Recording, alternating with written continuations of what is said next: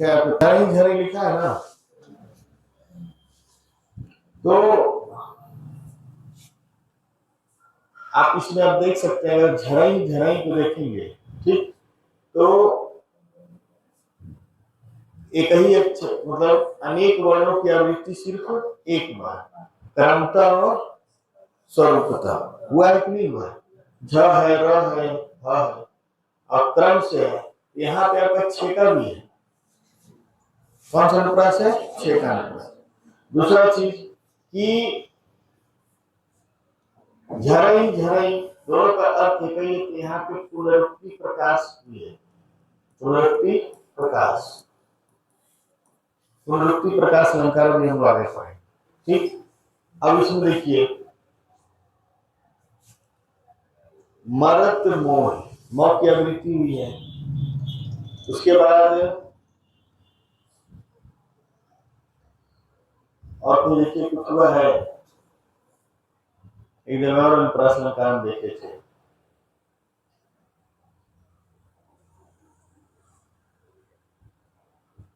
इस लाइन में देखेंगे, यहाँ जरत है, यहाँ जरत है, यहाँ तो है, ठीक है, तो की भी आवृत्ति हुई है।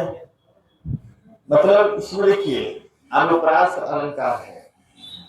एक चीज और देखिए, तन जस प्रिय बात भ मोड़ा, जहां जस आ गया मतलब जैसे, वहां उपमा अलंकार है। यहाँ पर उपमा अलंकार है, इन सब में क्या है? अनुप्रास अलंकार है, पुनरुक्ति प्रकाश अलंकार है समझ में। अब इसमें कौन सा रस है? तो वियोग श्रृंगार रस है। कौन सा रस है? वियोग श्रृंगार की वियोग का बात है। अब वियोग श्रृंगार को विप्रलम्भ भी कहते हैं, विप्रलम्भ श्रृंगार रस भी कहते हैं वियोग को। तो आप लोग जब पढ़ते वढ़ते होंगे हाई स्कूल इंटर में, पता नहीं लिखे भी है कि नहीं, प्रसंग लिखे हैं, संदर्भ लिखे हैं, व्याख्या लिखे हैं, उसके बाद विशेष लिखते थे, इसमें कौन सा रस है, कौन सा अलंकार है। अब जैसे मान लीजिए इसमें कौन सा दोहा है, तो कौन सा छंद है, ये दोहा है। कौन सा छंद है? ये दोहा। जो नीचे रहता है ये क्या है? दोहा है। और ये सब क्या है? चौपाई है। दोहा और चौपाई में लिखा हुआ है। चौपाई में कितनी मात्रा होती है? 16। किसको चेक करा जाए कितना मात्रा? 2 4 6 7 8 9 10 11 12 14 16 मात्रा होगी ना। फिर देखिए 1 2 3 4 5 6 7 8 9 10 11 12 14 16 4 चरण होते हैं। 1 चरण, 2 चरण, 3 चरण, 4 चरण। 1 चौपाई, 2 चौपाई, ऐसे करके होता है, ठीक है। हालांकि चौपाई का नियम है कि 4 चरण होंगे और सभी चरण में कितनी मात्राएं होंगी? 16। लेकिन अगर हम इसको 4 चरण मान ले, इसको 4 चरण मान ले, इसको 4 चरण, तो 2 ही चरण बचा ना, उससे कोई दिक्कत नहीं है। इसमें 2 ही चरण है, 16 मात्राएं हैं और चौपाई के साथ तो भी क्या हो जाएगा? चौपाई में ही आ जाएगा। इसमें 17 हो, नीचे वाले में, मोही वाले में, फालू वाले में ना। चलिए ये रात दिवस कहा 17 हुआ है? 3 3 6 3 9 3 12 13 4 17। बात तो सही है, कहीं गड़बड़ी हुआ है क्या? 3 3 6 3 9 3 12 13 4 17 हो सकता है लिखने में कोई गड़बड़ी होता। इसको एक बार चेक कर लेते हैं। 2 1 1 1 1 1 1 1 1 1 2 2 3 3 6 2 8 2 10 10 2 12 12 4 1 2 1 2 1 1 यहाँ तो हो जाए 1 2 कैसे और बात बताएंगे? 1 1। तो यहाँ से देखिए 3 3 4 7, 7 3 10, 10 2 12, 12 4 16। ठीक, ऐसा नहीं ठीक है, एक आध मात्रा इधर उधर हो जाने से वो बड़ा नहीं रहता है। 16 के आसपास है, 17 कुछ किसी में होता नहीं है, 16 के आसपास है तो 16 है। फिर आगे उदाहरण लिखते हैं यमक का।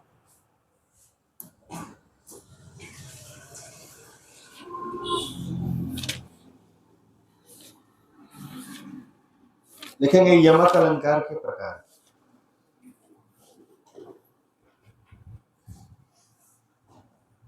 यमक अलंकार के भेद लिखेंगे। यमक अलंकार के भेद। यमक अलंकार के भेद कितने हैं? एक है आपका सभंग यमक और एक है आपका अभंग। अभंग यमक और दूसरा जो है आपका वो है सभंग यमक। अभंग और सभंग।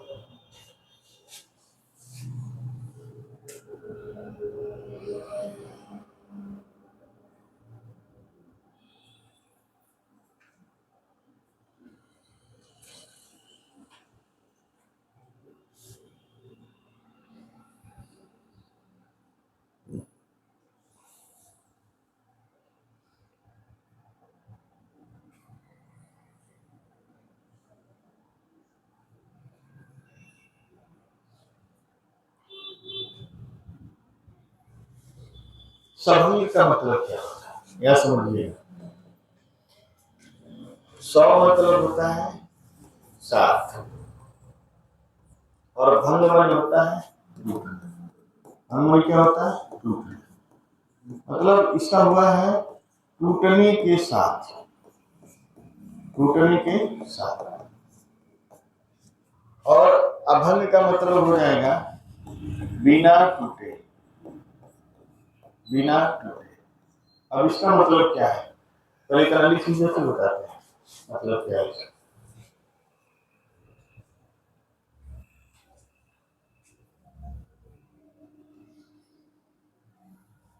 किताब में देखिएगा इसका भेद दिया है।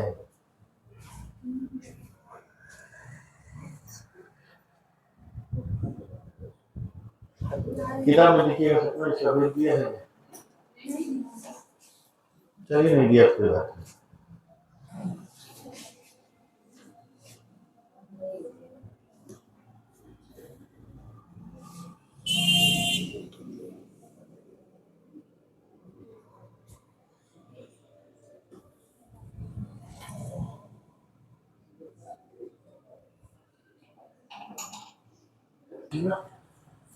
जैसे हम आपको बताए थे एक उदाहरण, ये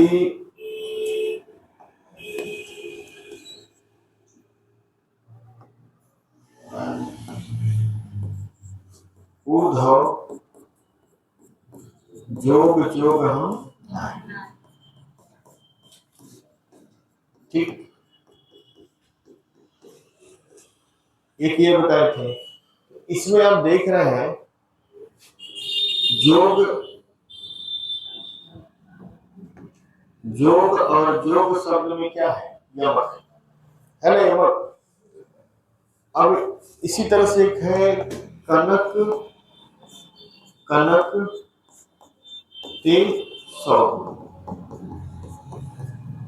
यहां भी आप देख रहे हैं कि कनक और कनक शब्द में क्या है यमक है। कहीं भी इन शब्दों को तोड़ना नहीं पड़ा है। कनक शब्द को तोड़े हैं नहीं तोड़े। ठीक, अब एक चीज हम देखिए,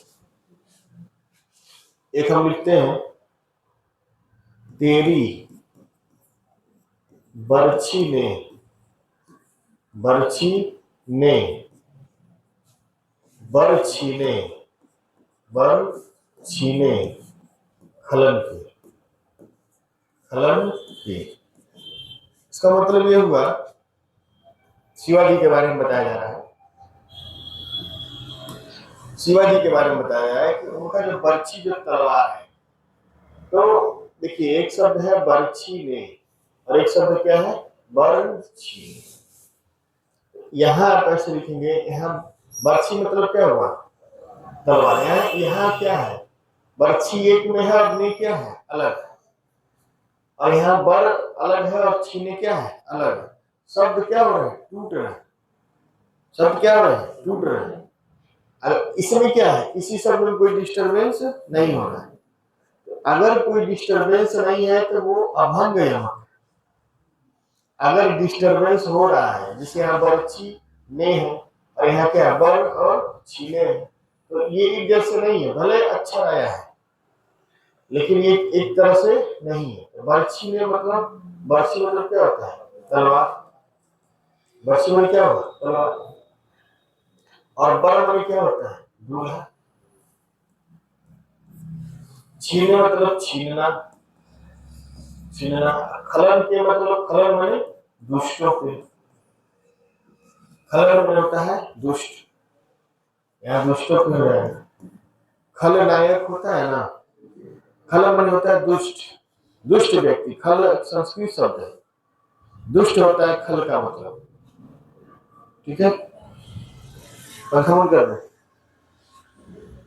ठीक चलिए ठीक। क्या हुआ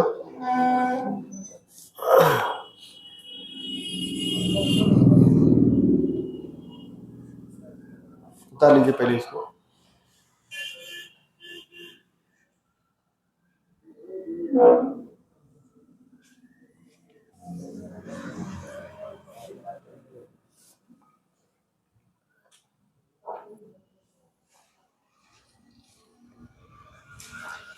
दीपक ले दीपक चली,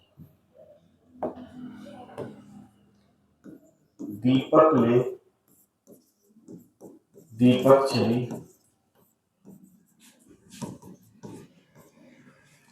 ले दीपक की,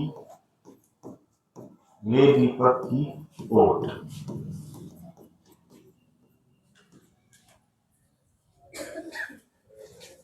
दीपक ले दीपक चली, ले दीपक की ओट। ठीक है जे दीपक दीपक नहीं,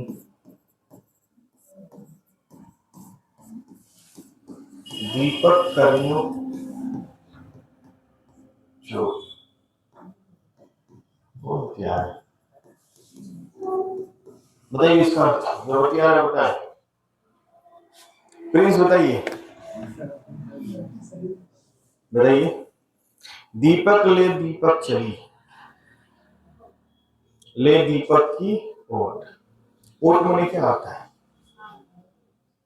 आड़ लेकर, सहारा लेकर, पीछे छुपकर। समझ रहे नहीं समझ। दीपक का मतलब क्या है कि नई नवेली दुल्हन है, सो दीपक की संज्ञा दी गई है और हाथ में वो दीपक में दिया जलाकर लेके जा रही है। और तीसरे दीपक का मतलब है साड़ी का पल्लू। समझ रहे हैं, वो साड़ी के पल्लू के ओट में दीपक लेके जा रही है, कहीं दीपक घुस न जाए, शकुन हो जाएगा। बात समझ रहे हैं। अब जो लोग दीपक पर जलाए होंगे वो जानते होंगे, लड़के तो बिल्कुल नहीं जानते होंगे, तो लड़कियां वो थोड़ा वो जानती होंगी। तो यहाँ पहले दीपक का मतलब क्या है नई नवेली दुल्हन, और दीपक दूसरे दीपक का मतलब क्या है दिया है, और तीसरे दीपक का मतलब क्या है साड़ी का पल्लू। अब महिला है तो साड़ी का पल्लू रहता तो उसी के ओट में क्या करती है दीपक लेके जाती है। अजय दीपक दीपक नहीं। ठीक है अब देखिए पहले दीपक का अर्थ लिखिए सब लोग। पहले देखिए, पहले दीपक लेके चलिए ना, तो पहले दीपक का मतलब दिया है और चली कौन है दीपक। दूसरे दीपक का मतलब हो जाएगा स्त्री हो जाएगा, घर की स्त्री कोई भी। और तीसरे दीपक का मतलब हो जाएगा साड़ी का पल्लू।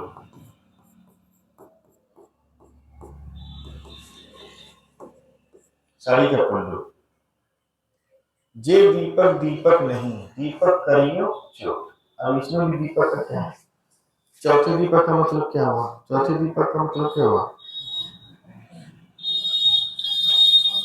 दीपक की कोट मतलब पूरा हो जाए, आ जाएगा साड़ी का पल्लू। हाँ, दीपक की कोट मतलब पूरा आ जाएगा, दीपक साड़ी का पल्लू आ जाएगा। हाँ, दीपक की, इस दीपक का मतलब क्या है? साड़ी का पल्लू का कोट। ये दीपक दीपक नहीं है, इसमें एक दीपक का मतलब दिया, और दीपक नहीं का मतलब हुआ दीपक का बुझना। दीपक का बुझना, दीपक का बुझना। साड़ी के पल्लू के ओट में क्यों ले जाएंगे? साड़ी के पल्लू के ओट में इसलिए ले जा रही है कि वो जानती है कि अगर दीपक बुझ गया, अगर ये दीपक बुझ गया तो लास्ट वाले दीपक का मतलब होता है अपशकुन। क्या होता है? अपशकुन। तो ये जो जो दीपक जला कर ले जा रही है, अगर गलती से बुझ जाएगा तो ये दीपक हमारे लिए किसका कारण बनेगा? अपशकुन। तो दीपक करियो चोट, ये अपशकुन जो होगा हमारे लिए क्या करेगा? चोट करेगा। तो एक ही दीपक का कई अर्थ है। आ गई महारानी जी, ठीक है। ऐसे लोग से संसार पड़ा हुआ है, ठीक है।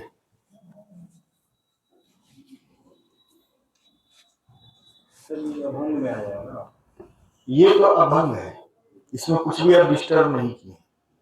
ज्यादातर आपको अभंग ही मिलेगा, लेकिन कुछ जगह पे आपको सभंग भी मिलेगा। चलिए लिखिए अगला।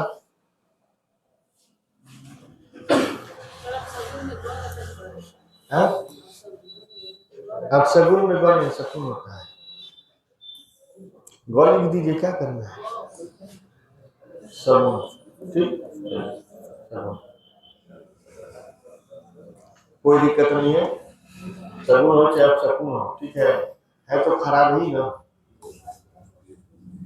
देखिए, हरि बोला, हरि बोला, हरि सुना, बात नहीं, जिनको जाना है घर चले जाए, कोई दिक्कत नहीं है। हरि बोला, हरि सुना, हरि गए हरि के पास, हरि गए हरि के पास, हरि गए हरि के पास।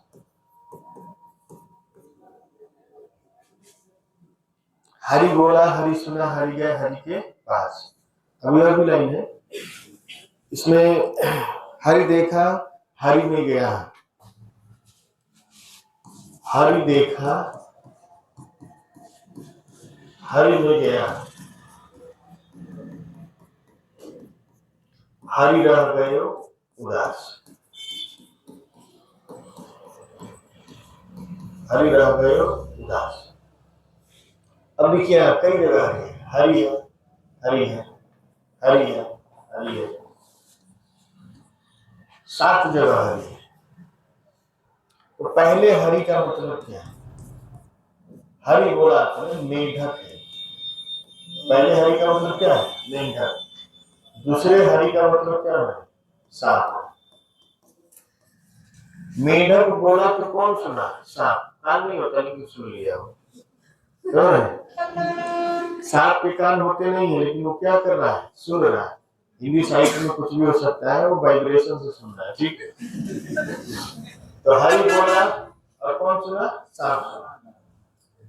हरि गए हरि के पास। फिर तीसरे हरि का मतलब सांप है। क्या है? सांप। और चौथे हरि का मतलब है मेढक। मेढक है। हरि गए हरि के पास, हरि देखा हरि में गया। अभी 5वें का मतलब क्या है? मेढक है,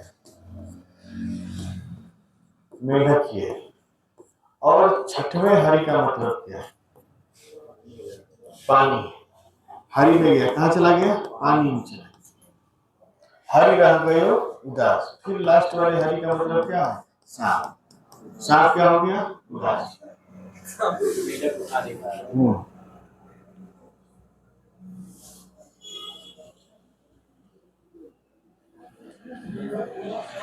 बंदर भी होता है हरि का मतलब, लेकिन यहाँ बंदर से कोई लेना देना नहीं, ठीक है। हरि हरि रूप दिए नारद को, बताए थे कहानी, उदाहरण लिखा है कि नहीं लिखा है? हरि हरि रूप दिए नारद को लिखे कि नहीं लिखे? नहीं से नहीं लिखा है, नहीं लिखे, किनारे कहीं लिख लीजिएगा, कहानी का वो सुनाई दी है। हरि हरि रूप दिए, रूप दिए नारद को, नारद को, ये लाइन लिख लीजिएगा। इस हरि का मतलब क्या हो जाएगा? विष्णु जी, और इस हरि का मतलब क्या हो गया? बंदर।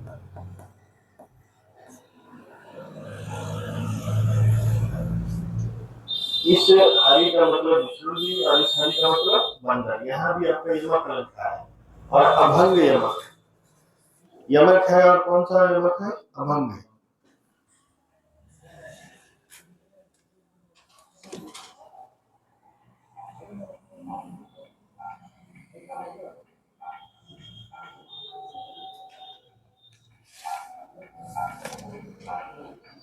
लिखिए,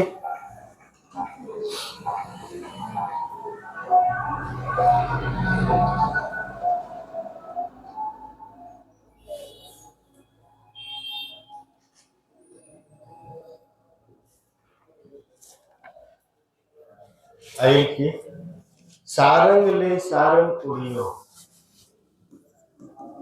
सारंग ले सारंग उड़ियो,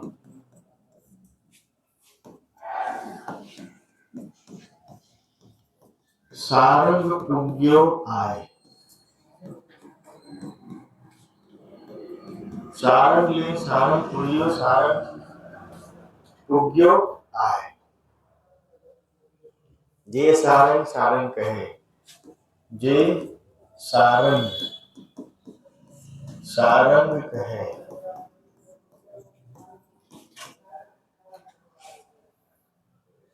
मुंह को सारंग जाए, ऐसे कुछ है इसमें।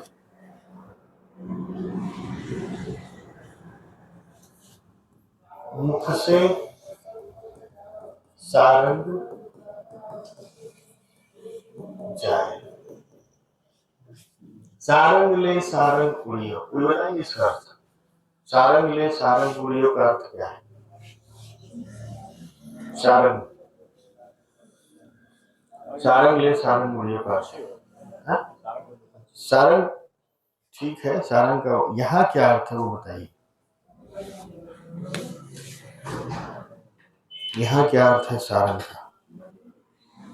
सारंग का मतलब यहाँ पे क्या है? मोर है, ठीक है। और दूसरे सारंग का मतलब है सांप। सारंग ले सारंग उड़ियो, पहले सारंग का मतलब क्या है? मोर, और दूसरे सारंग का मतलब क्या है? सांप।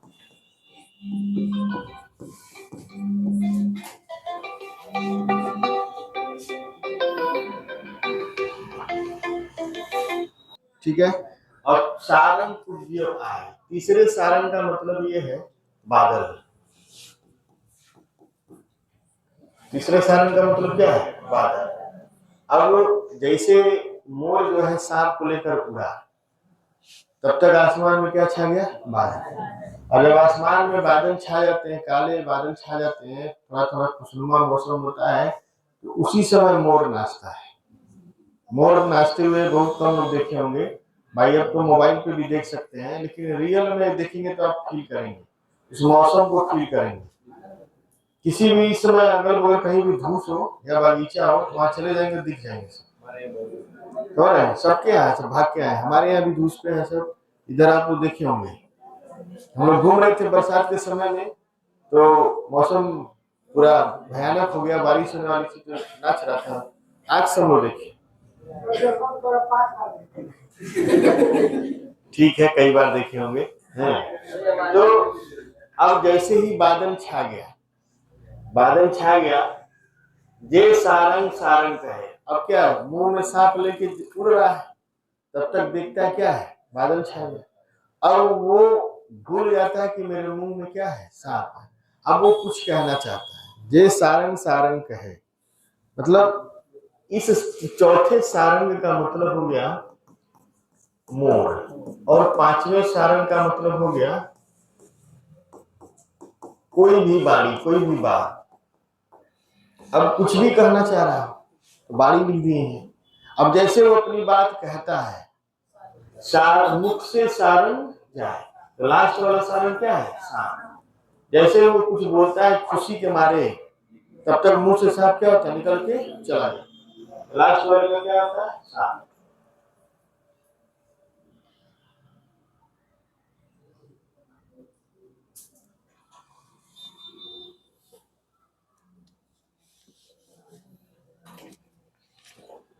चलिए,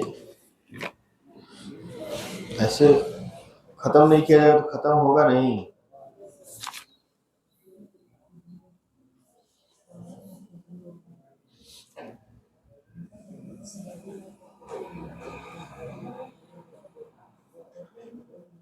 लिखिए,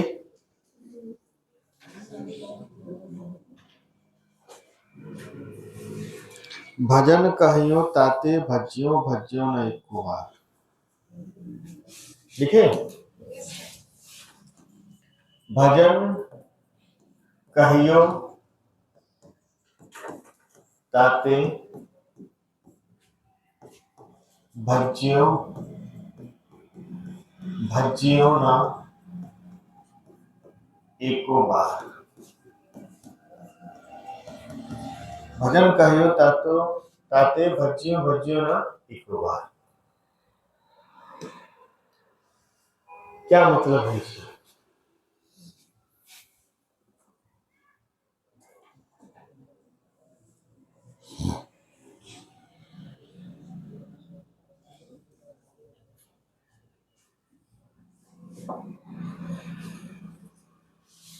यहाँ पे लिखा हुआ है, यहाँ रहेगा, ठीक है। ताते मने होता है आप बने तुम, आप बने तुम, ठीक है। तो भजन कहियो ताते, मैंने व्यक्ति है, किसी व्यक्ति से कह रहा है कि भजन कहियो ताते, मैंने आपसे भजन करने के लिए कहा। तो क्या होता है कि भजन कहियो ताते, आप भजन करने के लिए कहा, तो भज्यो, भज्यो मतलब होता है भाग गए, भाग गए। भज्यो न एको बार, और इसका मतलब हुआ कि भजन कहना। एक भज्यो का मतलब भाग गए, और एक भज्यो का मतलब भजन है। यानी जैसे मैंने आपको भजन करने के लिए कहा, ठीक है, आप भाग गए, यानी एक बार भी आपने भजन नहीं किया। देख लीजिए, यहां भी आपका अभंग ही है। कौन सा है? अभंग। अभंग ही नहीं, अभंग, ठीक है।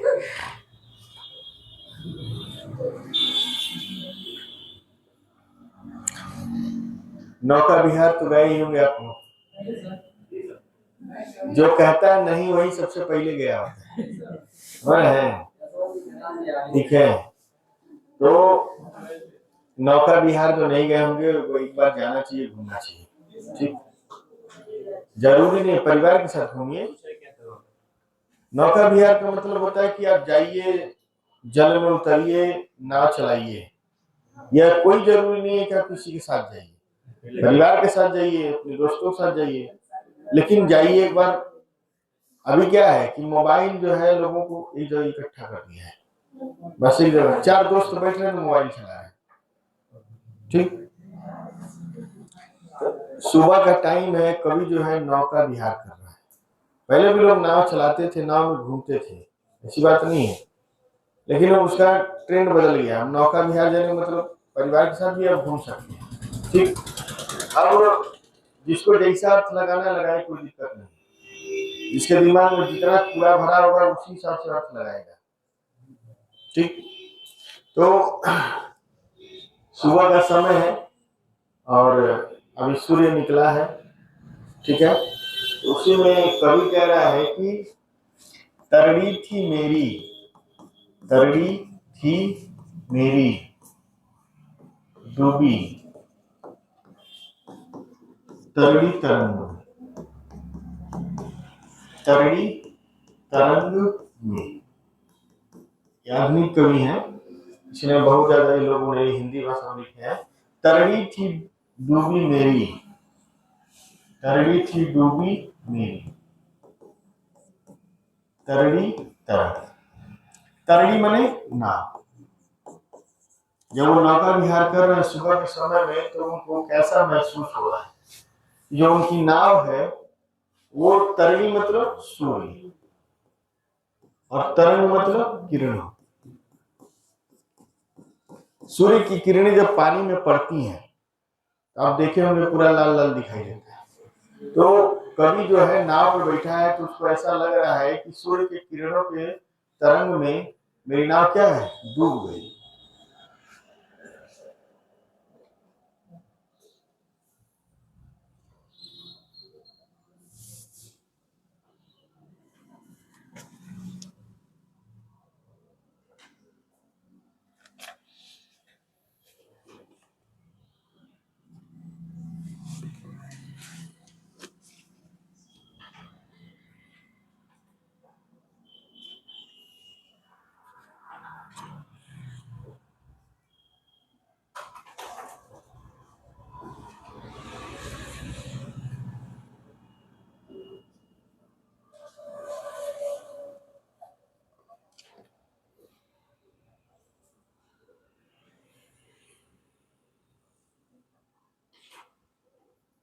अब ज्यादा बच्चे नहीं इसमें देखिए। रणति भृंग घंटावली, रणति भृंग घंटावली। आगे कैसे है, मधुनीर करके झरित दान मधुनीर, झरित दान मधुनीर, झरित दान मधुनीर। मंद मंद आवत चलियो, मंद मंद आवत चलियो।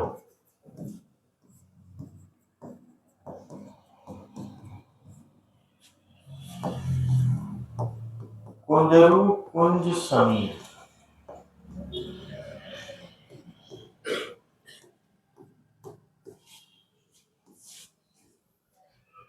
चलियो है कि चलियो, चलियो है, यो लिख लीजिए।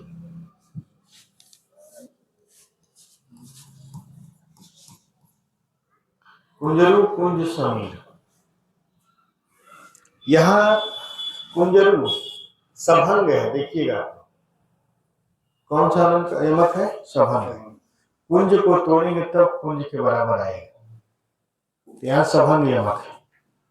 कुंजरू कुंज समीर, यहाँ यमक अलंकार कुंज शब्द में है, मंद मंद शब्द में नहीं है। मंद मंद शब्द में पुनरुक्ति प्रकाश हो जाएगा, ठीक है। तो कुंजरू का मतलब क्या होता है, कुंजरू का मतलब कोई बताए, बताइए। कुंजरू में होता है हाथियों का झुंड। कुंजरू में क्या होता है, हाथियों का झुंड।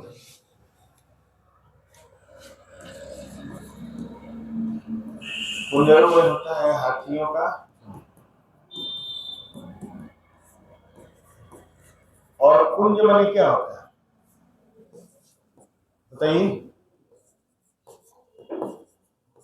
बागीचा। एक कुंज का मतलब हाथियों का झुंड, और एक कुंज का मतलब बागीचा। देखिए इसको,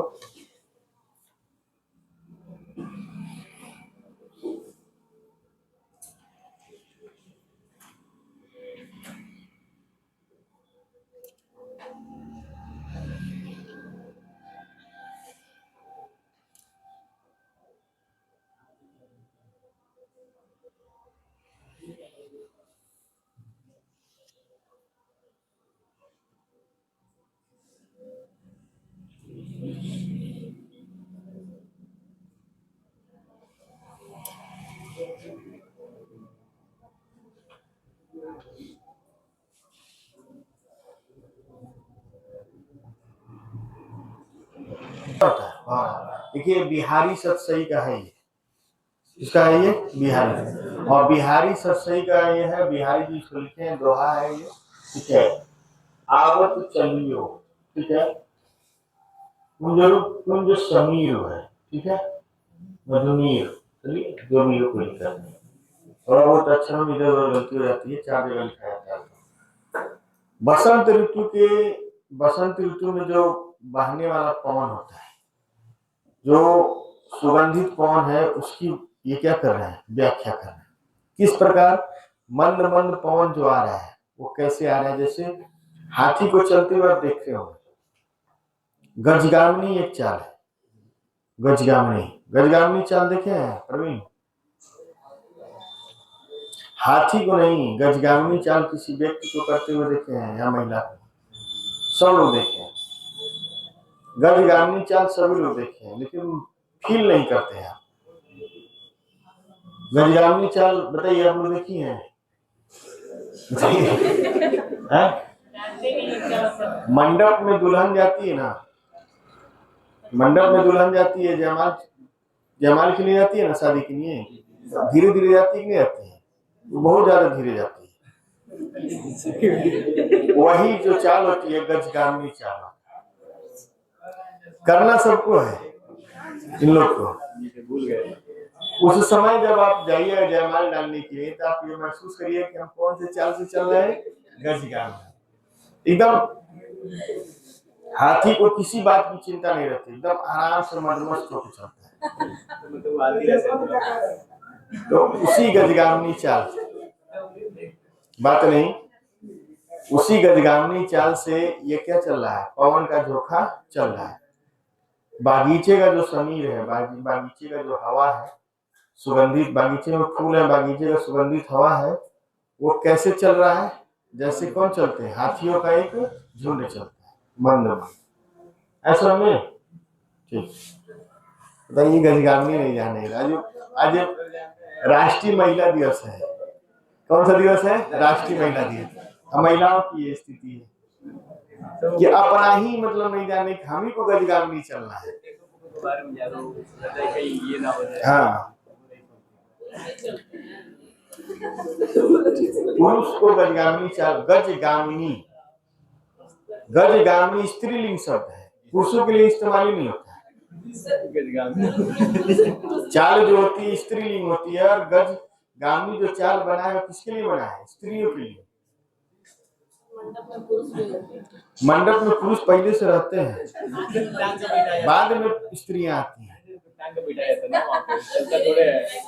जैसे जो भी हो, हमको टांगने के लिए आए लोग, अगर कुछ हो गया तो मर्द को करने बता देना, डर के मारे कोई नहीं आया था। क्या मतलब है, कहीं इधर उधर, हाँ, अपने पैर पे चल के जाया जाता है, ठीक ना, ससुराल के भरोसे नहीं रहा जाता है। कहाँ छोड़ दिए सत्यम को, हाँ? आगे लिखिए।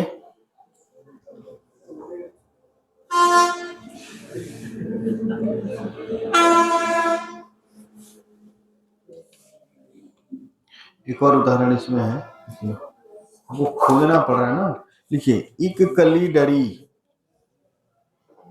इक कली डरी, हाँ, इक कली डरी,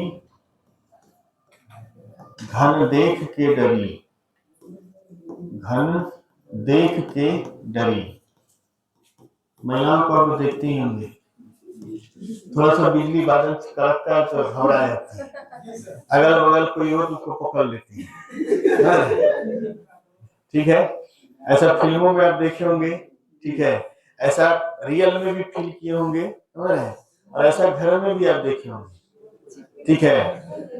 छिपकली क्या होता है, छिपकली से डरना, कोई खुद छिपकली होती है, क्या डरना, अपने ही प्रजाति से आप डर रहे हैं।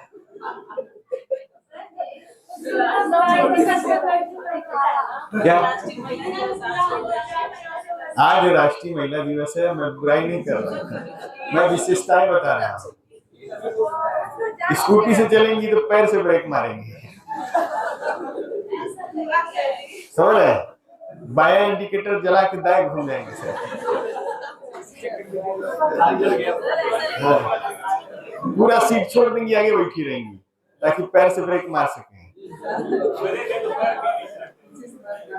साइकिल चलाने का आदत है, क्या करिएगा। पहले साइकिल में क्या होता था, आगे डंडा होता नहीं था तो उतर के रोक लेती थी पैर से, तो वही आदत स्कूटी में भी करती है। ऐसी स्त्रियों को हैप्पी वुमेन्स डे। ठीक है, ठीक। कहाँ कुछ देखिए, हम केवल विशेषता बताए हैं, कुछ बुराई नहीं हुई है। अगर इसमें कोई कमी हो तो बताइए।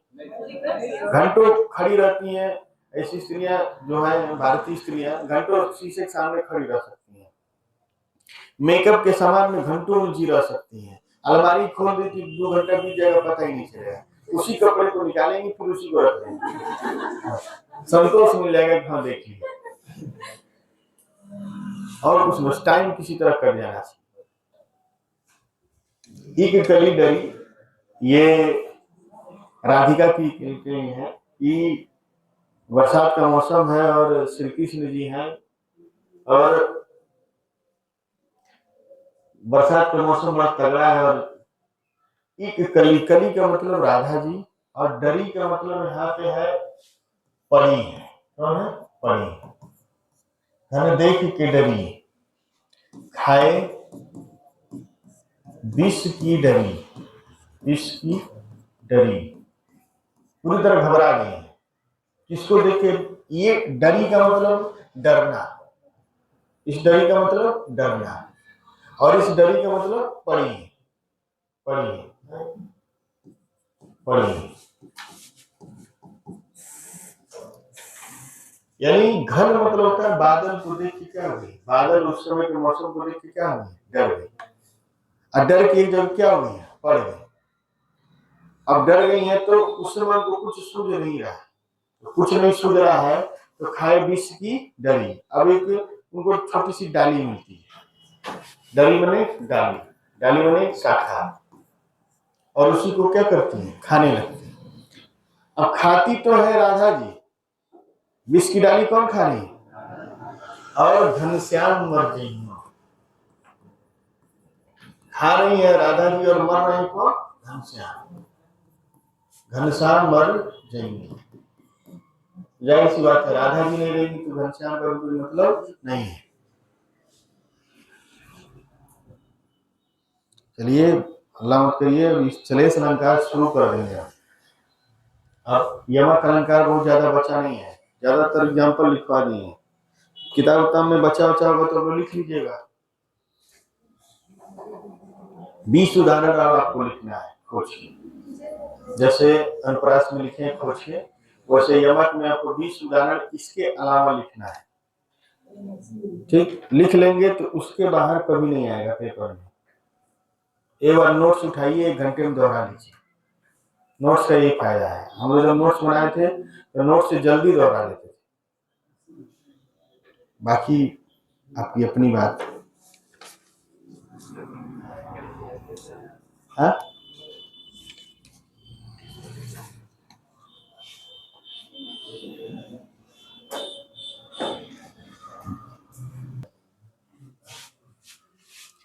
नेता डाकू मिलकर डाले डाका, नेता डाकू मिलकर डाले डाका। डाका डालने का कौन करता है? दो। डकैती और चोरी में क्या अंतर है? डकैती होता है कि अगर चोरी करती हो किसी को मार दिया तो कोई दिक्कत नहीं, इसी को हो जाता है डाका पड़ा है। उसको चोर नहीं करते, उसको डकैत करते हैं। वो मार भी सकता है, सामान भी चुरा सकता है, छीन भी सकता है, अपहरण भी कर सकता है। चोरी करना मतलब सामान चोरी हो गया, लेकिन उसमें जान का कोई नुकसान नहीं होगा। ये होता है चोरी और ये होता है डकैती। तो नेता डाकू डाले डाका, पहले वाला जमाना ठीक था, डाकू आते थे सब लोग छुप जाते थे, है ना, कुछ लोगों का डर रहता था।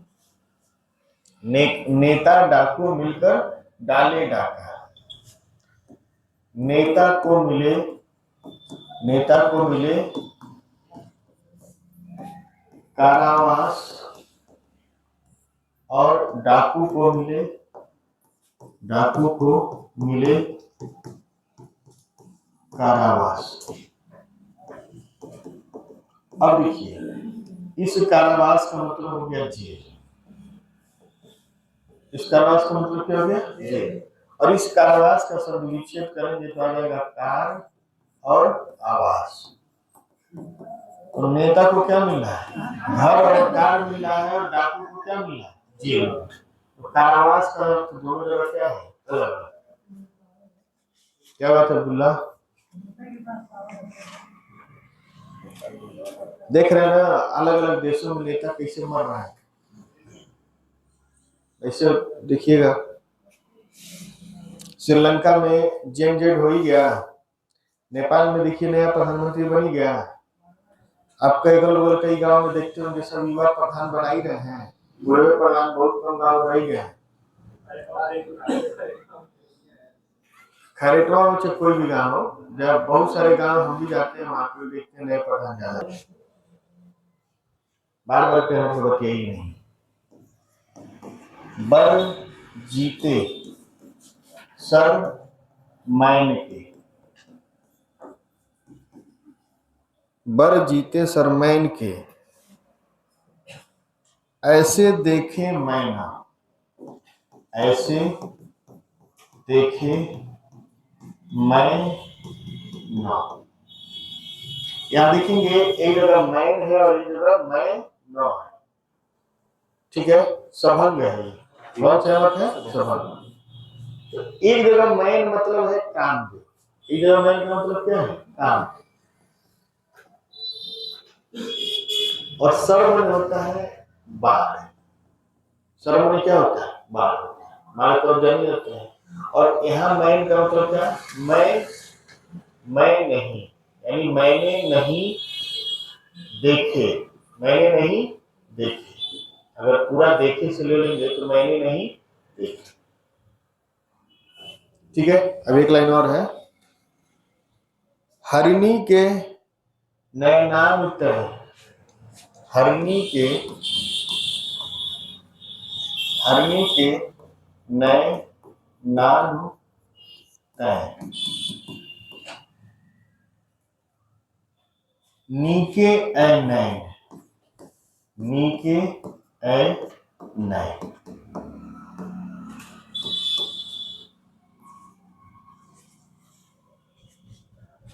नीके मन क्या आता है? अच्छा। नीके मन क्या है? अच्छा। तो ये कह रहे हैं कि हे हरि, ये ईश्वर से कह रहे हैं कि इस नायिका के जो आंखें हैं, नेत्र हैं, वो मृग से भी सुंदर है। मृग की आंखों से भी क्या है? सुंदर है। इस नायिका की जो आंखें हैं वो मृग की आंखों से भी क्या है? सुंदर है। ठीक है, इन्होंने, इन नेत्रों ने बल जीते सब नयन के, यानी कामदेव के बाणों को भी बल में होता है बलपूर्वक, बलपूर्वक। अब कामदेव के बाण, तीर वाला बाण तो जाएगा नहीं, तीर वाला बाण तो होगा नहीं, वो आंखों के तीर वाला बाण होगा उनका, समझ रहे? तो इस नायिका के नेत्रों ने बलपूर्वक कामदेव के नेत्रों के बाण को भी क्या है? जीत लिया। इतने सुंदर नयन है, और ऐसे देखे मैं ना, नहीं ऐसे नेत्रों को मैंने कभी देखा नहीं। ठीक है, नायिका की आंखें जो है हिरनी की आंखों से भी क्या है? सुंदर है। और इतनी सुंदर है कि उस कामदेव के नयनों के बाल को भी क्या है? झेल लिए। झेल नहीं लिए, बलपूर्वक जीत लिए। झेलना अलग हो गया, जीतना अलग हो गया। लिख लेंगे।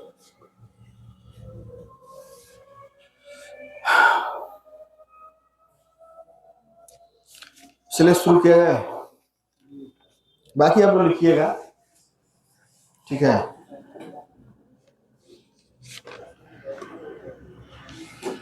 एक और लिख लीजिए।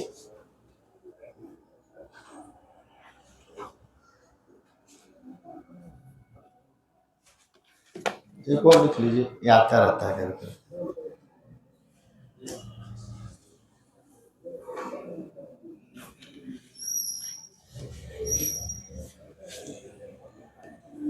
पक्षियों की आवाज आप सुनते होंगे। खग कुल, कुल सा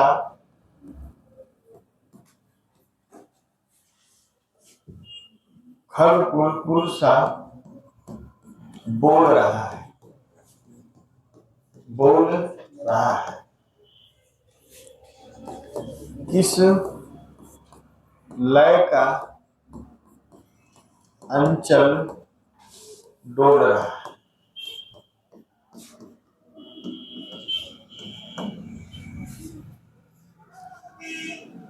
उपेंद्र क्या बात हो रही है? अमरजीत क्या बात हो रही है? एक दो जगह से आवाज आ रही थी, बात नहीं करिए। आप लोग नहीं पढ़ना तो बताइए, छुट्टी कर दें।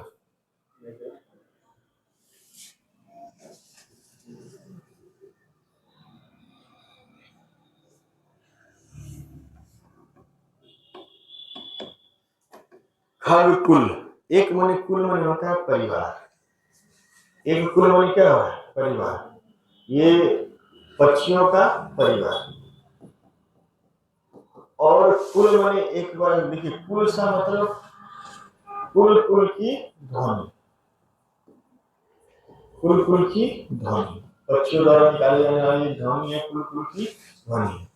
तो पक्षियों का जो परिवार है वो किस प्रकार की कुल कुल से क्या निकल रहा है? ध्वनि निकल रहा है, आवाज कर रहा है।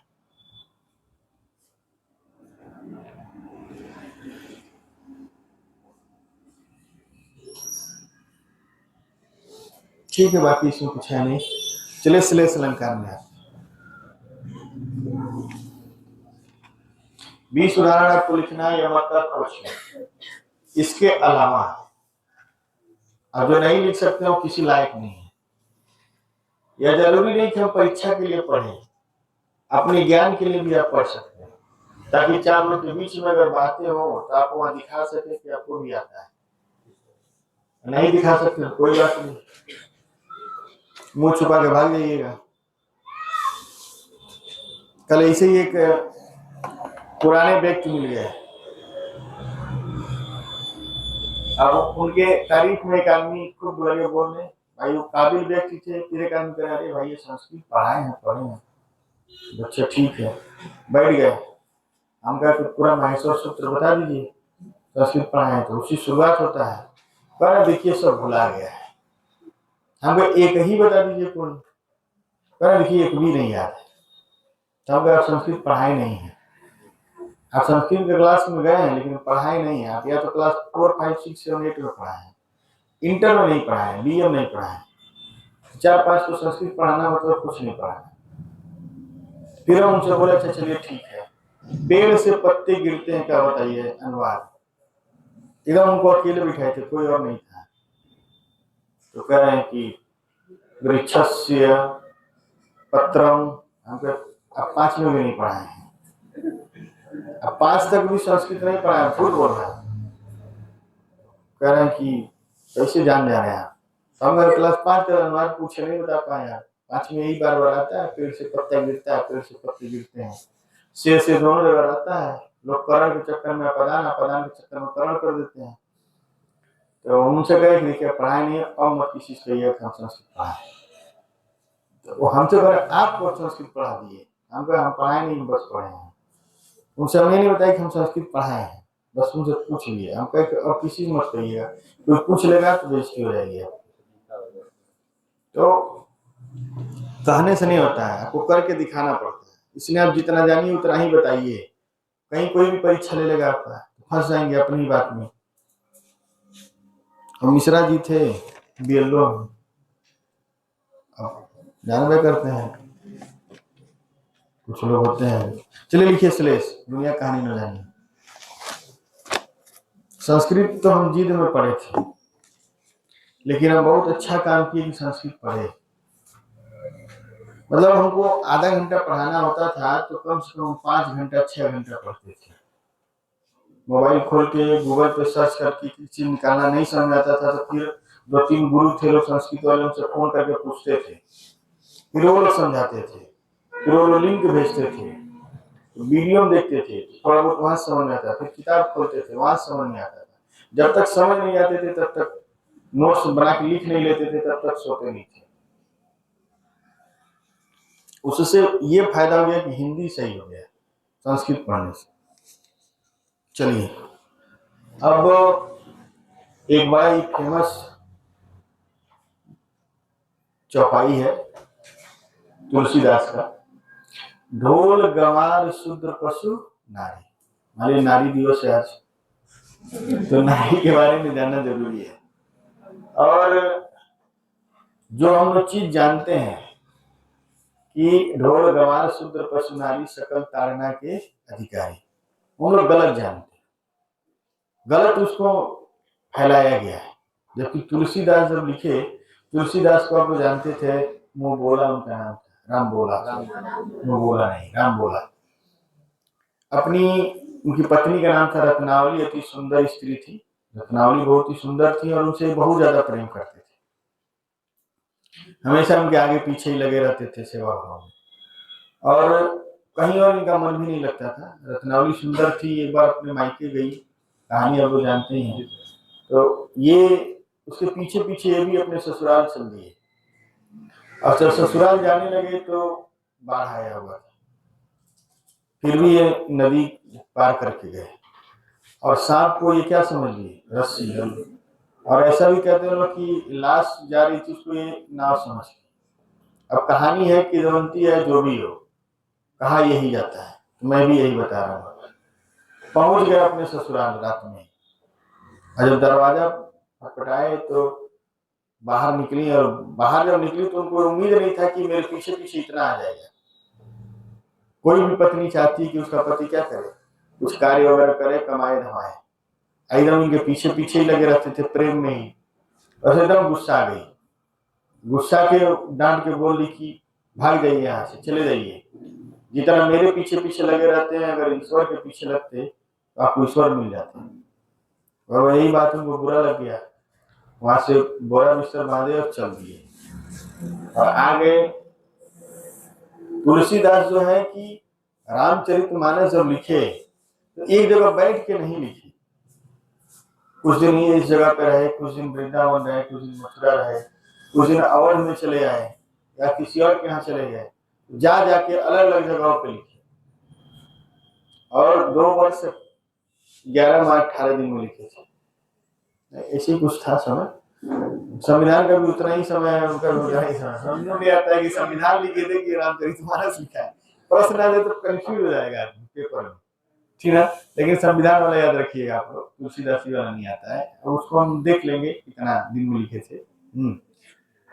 तो तुलसीदास ये बात बोले थे, तो आज हम लोग पढ़ेंगे उसको। श्लेष अलंकार का उदाहरण है वो, देखिए ध्यान से,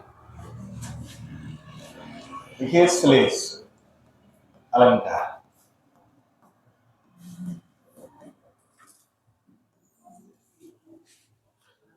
थोड़ा सा आज हम तेजी से पढ़ाए हैं, ठीक है, नहीं तो तेजी नहीं करते थे हम आज खत्म नहीं हो पाता, ठीक। और भी उदाहरण है, लेकिन आप लोग खोजिएगा, नहीं खोज पाएगा तो लास्ट में बता देंगे, ठीक। तो हम ही बता देंगे तो आपको खोजेंगे। लिखिए श्लेष अलंकार।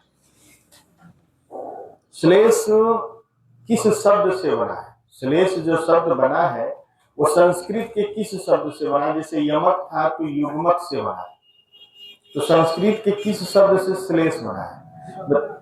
नहीं, चिपकना तो उसका अर्थ हो गया। श्लेष जो शब्द बना है वो किस शब्द से बना है? बताइए आशुतोष, इधर उधर घूम रहे हैं आप भी शादी ब्याह में, बताइए। ज्योति बताएंगी, नहीं पता है। बताइए रुखसाना, नहीं पता है,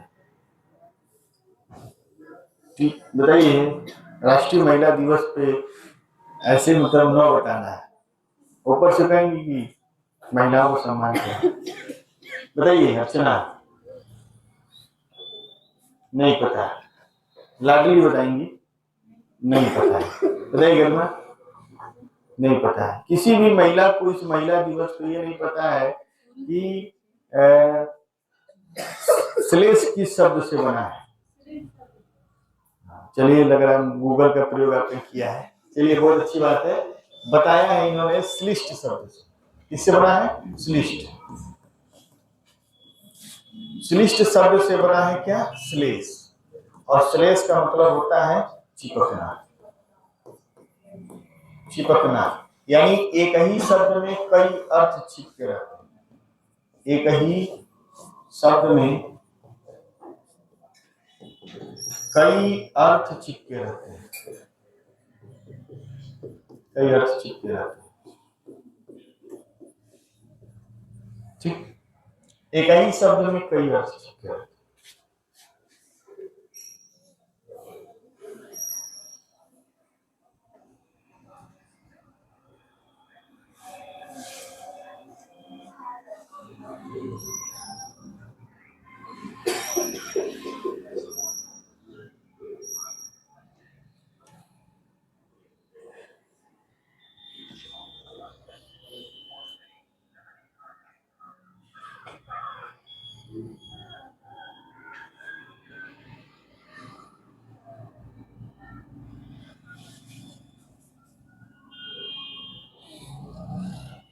लिख लिया आप लोग?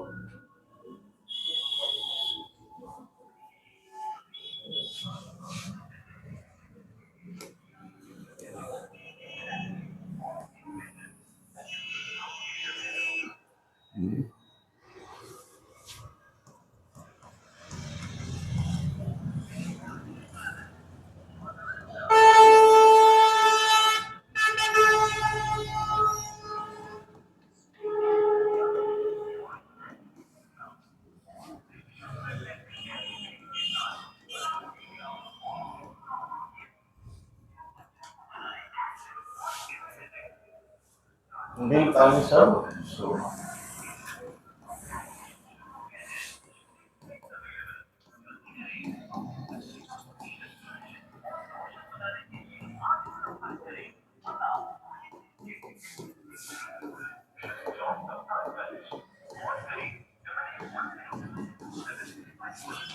विश्व प्रसिद्ध उदाहरण है।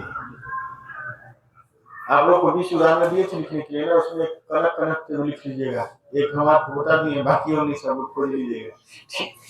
यहाँ देखिए, ये भी विश्व प्रसिद्ध उदाहरण है। रहीमन पानी राखिए, बिन पानी सब सून। थोड़ा सा पता ठीक कर लीजिए। मेरा प्रश्न ये है कि देखिए कौन बाहर बोल रहा है। मेरा प्रश्न ये है कि पानी शब्द में देखिए, पानी शब्द यहाँ भी है और पानी शब्द यहाँ भी है और पानी शब्द यहाँ भी है। तो इसमें ये बताया गया श्लेष अलंकार है। कौन सा अलंकार है? श्लेष। तो श्लेष किस पानी में है? किस वाले पानी में श्लेष अलंकार है?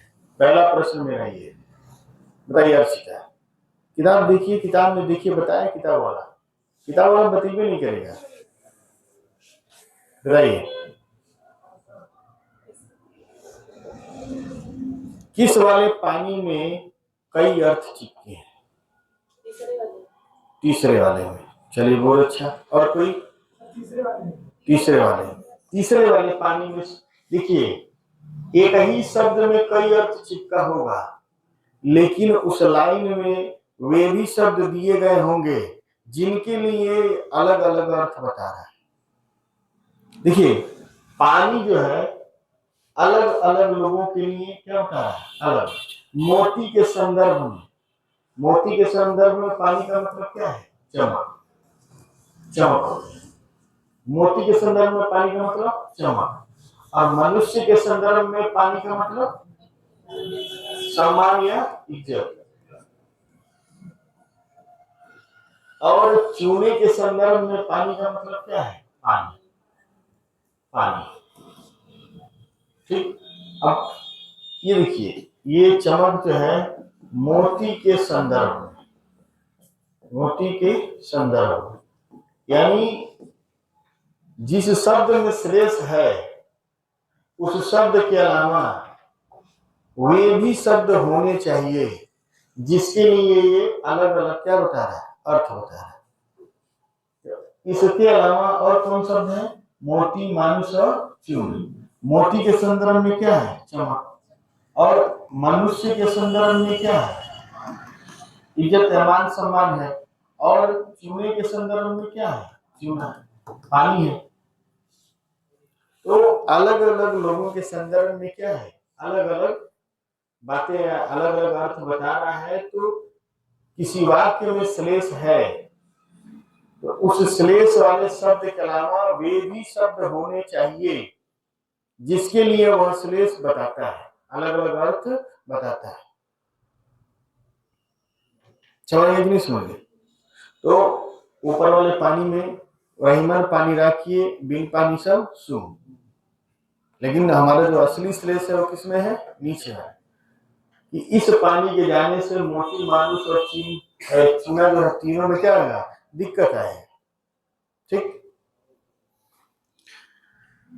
लिख लीजिए।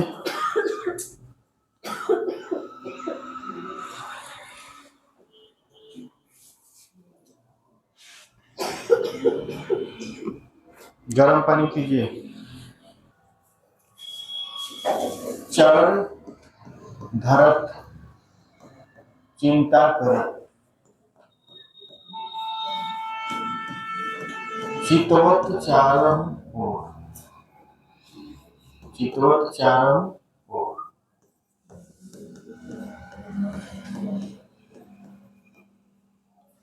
और सुवर्ण को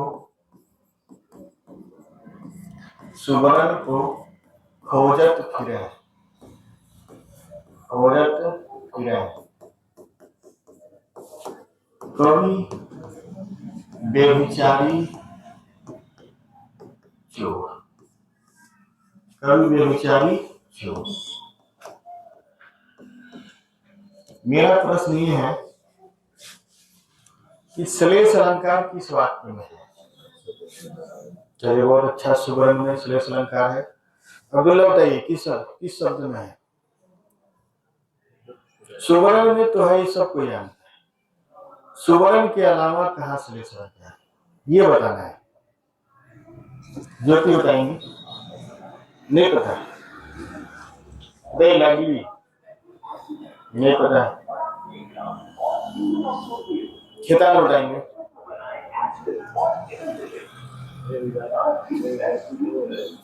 बताइए कुछ,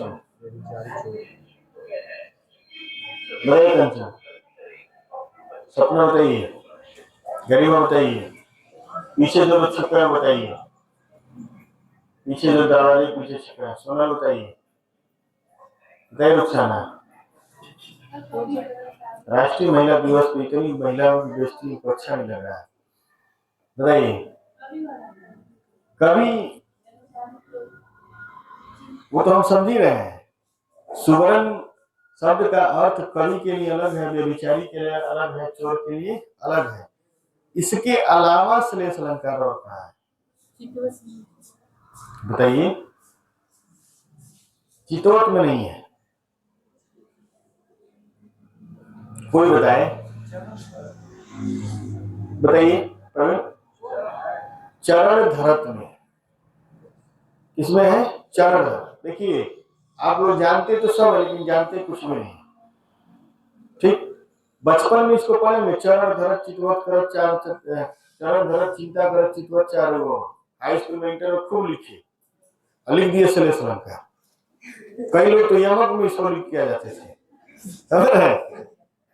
तो ये श्लेष अलंकार है, और इसमें यहां भी आपका क्या है? श्लेष। और ये श्लेष इन्हीं लोगों के लिए है, इनके और इनके संदर्भ में। और इसमें भी श्लेष है इन्हीं लोगों के लिए। चरण धरत भी किसके लिए है? कवि के लिए, चोर के लिए और व्यभिचारी। और सुवर्ण में भी श्लेष है इन्हीं तीनों लोगों के लिए। तो देखिए, सुवर्ण में क्या होता है? देखिए, कवि के लिए सुंदर वर्ण, सुंदर वर्ण। अच्छा, एक कवि को क्या चाहिए? सुंदर अच्छा चाहिए। और बेविचारी मतलब जो घूमने फिरने वाला, अय्याशी करने वाला। विजय माल्या को ले लीजिए, विजय माल्या को आप जानती हैं, नहीं आते, कौन दुनिया में जीते आप? कोई भी ऐसा व्यक्ति जो खाता पीता हो, बस यासी करता हो, घूमता हो और कोई काम करता हो, पैसे से हो, उसके बाद घूम रहा, मौज मस्ती करने वाला व्यक्ति, उसी को बोलते हैं बेबीचारी। और महिलाओं में होती है बेबीचारिणी। पुरुषों में क्या होते हैं? बेबीचारी। और महिलाओं में क्या होती है? बेबीचारिणी। उनको बेबीचारिणी बोलते हैं। जिनको बहुत बार ज्यादा काम काज से मतलब नहीं रहता, धर्म ज्ञान से मतलब नहीं रहता है, वो काम और मोह में ज्यादा फंसे रहते हैं। जैसे आप लोग काम और मोह में एकदम क्या है, फंस गए, अपना धर्म भूल गए, और अपना कर्म, जब धर्म ही भूल गए तो कर्म आपको याद आएगा ही। आप इस समय आपका धर्म क्या है? सुबह शाम फोन पे मोह माया में फंसे रहना, सुबह शाम मोह माया में फंसे रहना, दिन भर इस टेंशन में रहने कि हम क्या पढ़े, किससे पढ़े, किसको पढ़े, कुछ नहीं, आपका टाइम टेबल है ही नहीं, इसलिए आपका समय बीत रहा, तैयारी नहीं हो पा रहा है। ठीक, पहले बच्चे नहीं सोचते थे, पहले टीचर सोचते थे कि हम आज पढ़ा के क्या खत्म करेंगे। एक कवि के लिए सुंदर वर्ण, सुंदर अक्षर, और एक बेविचारी के लिए एक सुंदर स्त्री। सुवर्ण माने सुंदर, वर्ण माने रंग। बेविचारी के लिए क्या होता है? ये सुंदर, वर्ण माने रंग, वर्ण माने रंग, ये कवि के लिए, यानी रंग माने सुंदर, स्त्री इसके लिए, बेविचारी के लिए। और एक सुवर्ण का मतलब होता है स्वर्ण, स्वर्ण माने सोना। और चोर को ना तो सुंदर अक्षर चाहिए, ना सुंदर स्त्री चाहिए, उसको क्या चाहिए? सोना चाहिए। तो सुवर्ण को खोजत है, सुवर्ण को, यानी कवि जो है वो सुंदर अक्षरों को खोज रहा है, दोहा छंद लगा के, दोहा मात्रा से करके हम ऐसा कविता लिखे या ऐसा काव्य लिखे जिसका वैल्यू क्या हो जाए, बढ़ जाए। और बेविचारी क्या करता है? सुंदर स्त्री को खोजता है, हे प्रभु मुझे सुंदर स्त्री मिले जिससे हम बढ़िया से अय्याशी कर सके, घूम सके, फिर सके, स्टेटस लगा सके, दिखा सके कि देखो हम कितने अच्छे हैं। ठीक। और एक चोर को क्या चाहिए? सोना चाहिए। चोर को क्या चाहिए? सोना। लेकिन मेरा प्रश्न ये है कि एक जगह और है इसमें, तो देखिए, चरण धरत, चरण धरत, ये दोहे का चरण है, दोहा, दोहे का चरण। चरण होता है ना, दोहा सोठा में सब क्या होता है? चरण।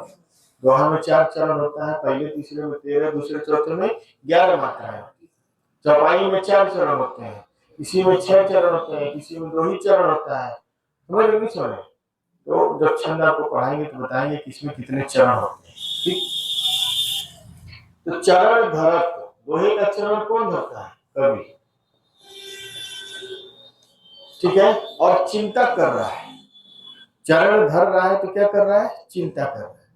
इस बात की चिंता कर रहा है कि जो हम चरण रख रहे हैं दोहे का, उसकी मात्राएं सही से हमारी क्या होनी चाहिए? बैठनी चाहिए। तो चरण धरत का मतलब हो गया कवि के लिए दोहे का चरण। और एक चरण धरत का मतलब क्या है? बेविचारी के लिए वो ईश्वर के चरण, ईश्वर के चरण धरता है, ईश्वर के चरण धरता है। कौन? बेविचारी। हे प्रभु मैं आपके चरण पढ़ रहा हूं, मुझे अच्छा धन मिले, अच्छी स्त्री मिले, ताकि हम अपने व्यभिचार को आगे जारी रखें, अपनी अय्यासी को आगे क्या करें? जारी रखें। तो वो जो व्यभिचारी व्यक्ति है उसके लिए चरण धरत का मतलब क्या हो गया? ईश्वर के पैर पड़ना, ईश्वर के चरण को धरना। और चोर के लिए चरण धरत क्या है? घर में जब वो पांव रखता है, चरण धरत का मतलब पैर को घर में रखना, नहीं पैर में चोरी, घर में चोरी करने के लिए घुसना। तो उस समय वो चिंता करता है कहीं मकान मालिक जान न जाने तो कुटाई हो जाएगा, है ना? तो चरण धरत का मतलब पैर को रखना। इसके लिए ये बात हो गया चोर के लिए, चोर के लिए। तो मेरे कहने का मतलब है कि कवि के लिए सुवर्ण का मतलब सुंदर अच्छा, और व्यभिचारी के लिए सुवर्ण का मतलब सुंदर रंग या सुंदर स्त्री, और चोर के लिए सुवर्ण का मतलब सोना, और कवि के लिए चरण धरत का मतलब दोहे का चरण, व्यभिचारी के लिए चरण धरत का मतलब ईश्वर के चरण, और चोर के लिए चरण धरत का मतलब अपने चरण को रखना या अंदर घुसना। यहाँ चरण धरत में भी श्लेष है और सुवर्ण में भी क्या है, श्लेष, जो आप बचपन से नहीं जानते थे। ठीक है, बताइए इसको।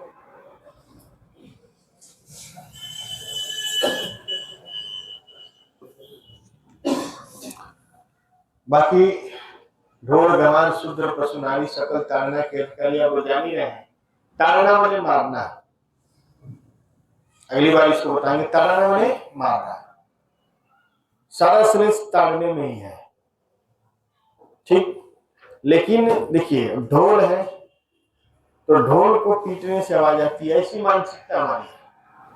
ताड़ने से, पीटने से, गंवार को पीटने से, ऐसी मानसिकता, लेकिन ये गलत है। ढोल गंवार शूद्र मतलब दुष्ट व्यक्ति, शूद्र मतलब क्या, व्यक्ति दुष्ट व्यक्ति। यहाँ शूद्र का मतलब दुष्ट व्यक्ति है, न कि किसी जाति में। ठीक है, ऐसा कहा गया है कि ढोल को पीटने से, गंवार को पीटने से, शूद्र को पीटने से और नारी को पीटने से, ठीक है, आवाज आता है, सुधार होता है। ढोल गंवार शूद्र पशु नारी सकल ताड़ना के अधिकारी। लेकिन ये बात बिल्कुल क्या है, गलत है। ताड़ने शब्द का अर्थ अलग अलग लोगों के लिए क्या है, अलग अलग। नारी के लिए अलग है, ढोल के लिए अलग है, गंवार के लिए अलग है, शूद्र के लिए अलग है, पशु के लिए अलग है। ढोल गंवार शूद्र पशु नारी, 5 लोगों के लिए क्या है, अलग है। इसको अगली बार हम लोग पढ़ेंगे। ठीक है, अगली बार श्लेष भी खत्म हो जाएगा, अगली बार शब्दालंकार पूरा खत्म हो जाएगा। उसके बाद बचेगा अर्थालंकार।